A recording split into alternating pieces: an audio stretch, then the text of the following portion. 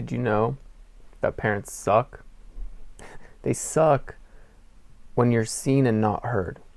When they see you as their little child, as their baby, and you're here with great ideas, and you're ready to shine bright in this world, and they're going to hold you back with their opinions and the way they were raised, trying to push their beliefs onto you.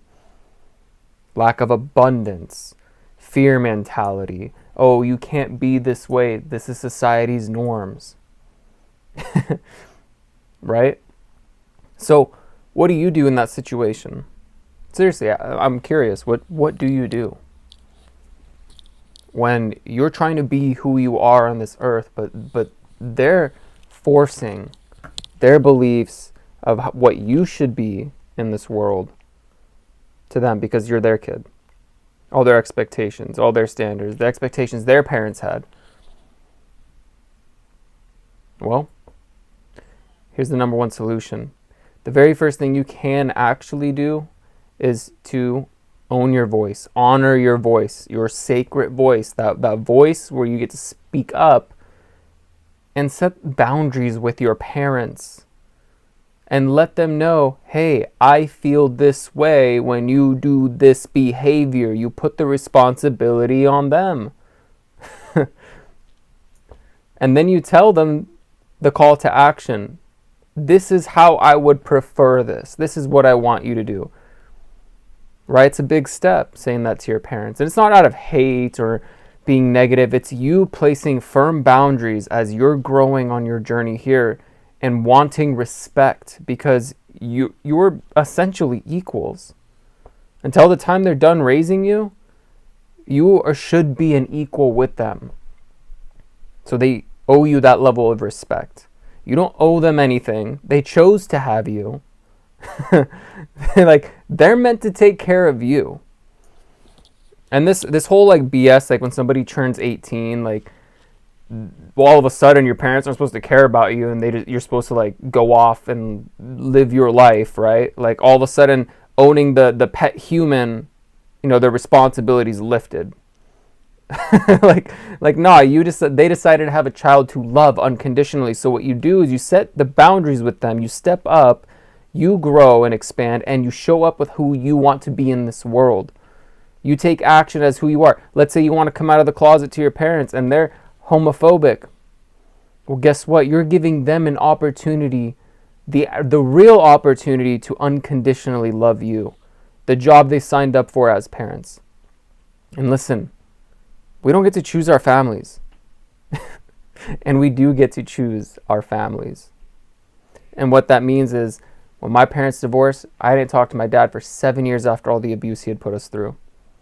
Right? I'm trying to reconnect with him because I've given a lot of forgiveness, and from coming from my little brother because he was split custody, he's changed a lot. So we want to see where this could head, right? And I'm all for forgiveness and growth and expansion.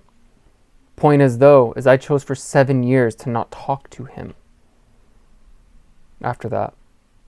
Sometimes you have to show people the consequences of their actions, and that means you leaving. Unconditional love, even for your parents, doesn't mean you have to unconditionally love them and all their behavior and all their BS just because they're family. Conditional love means you can love them unconditionally from a distance. That's what that means. While you place your very conditional boundaries. So as you're loving them unconditionally and you're showing them the consequences of their actions, sometimes that means physically separating and leaving. Actually, my childhood best friend hasn't talked to his mom in years now. And it's really sad because she's doing a lot of inner work. And she really wants to reconnect with him. And she's tried multiple attempts. And I don't think he's reconnecting with her. And it's really sad to watch that happen, right? And it's he's also playing a role. He has to want to do that. And he has to grow to that point to want to have that reconnection. But that's just my point. It's things like that happen. And it's okay to do that if that's what it's meant for you to experience, that distance. To distance yourself from people who are toxic in your life. Give them the space to see their own consequences so they can choose to shift, because if you don't do that, you're not giving them the opportunity to grow. Sometimes it takes losing someone to realize that. And it's not that you're doing it on purpose to make them grow. It's because you want that boundary to be set for yourself so you can feel free and happy. So again, if you're struggling with parents seeing you and not hearing you, you speak up, set a boundary, and that's all you can do. And after that, you got to let it go. And if it keeps happening, eventually you're going to have to choose to distance yourself. Like anybody else who's going to be toxic in your life. You don't need to live up to their standards. You don't need their validation and approval. Throw that out the window. Okay?